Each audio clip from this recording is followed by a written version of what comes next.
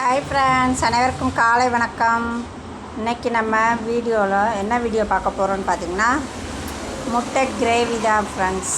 அதை என்னென்ன பொருள்னு பார்த்துக்கலாமா? இஞ்சி, பூண்டு, பெரிய வெங்காயம் 2, முட்டை ஒரு 6 முட்டை பாயில் பண்ணி வச்சுருக்கேன், தக்காளி 2 படிப்படியாக நறுக்கிட்டு 2 தக்காளி அரைக்கிறதுக்கும் வச்சுருக்கேன் ஃப்ரெண்ட்ஸ்.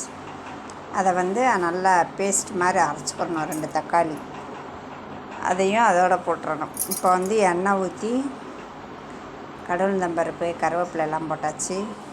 அதுக்கப்புறமா பெரிய வெங்காயம் படிப்படியாக நறுக்கினதை நல்லா வதக்கி விடணும். இது எந்த அளவுக்கு வதங்குதோ அந்தளவுக்கு டேஸ்ட்டாக இருக்கும். அதனால் நல்லா வதக்கி விட்டுட்டு அதுக்கப்புறமா 3/4 பதம் வதக்கணும் ஃப்ரெண்ட்ஸ். 3/4 பதம் நல்லா வதக்கினதுக்கப்புறம் தக்காளி போடணும். நறுக்கி வச்சுருக்க தக்காளியும் அதில் போட்டு அதையும் நல்லா வதக்கிடணும் ஃப்ரெண்ட்ஸ். அதுக்கப்புறமா இதுக்கு மிளகாப்பொடியே தேவையில்லை, மிளகா வத்தல் எதுவுமே தேவையில்லை ஃப்ரெண்ட்ஸ். முழுக்க இது எதனால் செய்கிறோம் அப்படின்னு பார்த்திங்கன்னா, மிளகு பொடி தான். மிளகு பொடி மட்டும் போட்டால் போதும், ரொம்ப டேஸ்ட்டாக இருக்கும். மிளகு பொடி இதெல்லாம் நல்லா வதங்கினதுக்கப்புறம் மஞ்சப்பொடி, மிளகு பொடி, கரம் மசால் பொடி 3ஐயும் போட்டு அதை ஒரு நல்லா வதக்கி விட்டுறணும் ஃப்ரெண்ட்ஸ். வதக்கி முடிச்சுட்டு அதுக்கப்புறமா நம்ம அரைச்சி வச்சுருக்கோம் பாருங்கள்.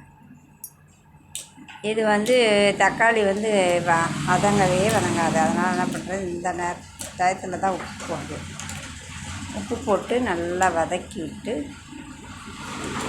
அதுக்கப்புறமா கரம் மசாலா, மிளகு பொடி, மஞ்சள் பொடி எல்லாத்தையும் போட்டு அதையும் போட்டு நல்லா வதக்கிடுறது. நல்லா வதக்கி ஒரு 10 நிமிஷம் அப்படியே மூடி வச்சோம்னா முட்டை கிரேவி ரெடி ஃப்ரெண்ட்ஸ்.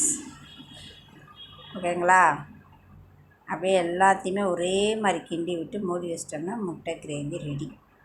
இப்போ முட்டையை பாயில் பண்ணதை வெறும் எண்ணெயில் மஞ்சப்பொடியும், கரம் மசால் பொடி, உப்பு 3 போட்டு முட்டையை 2ஆக கீறி வச்சு பிரட்டி எடுத்து வச்சுருக்கேன் ஃப்ரெண்ட்ஸ்.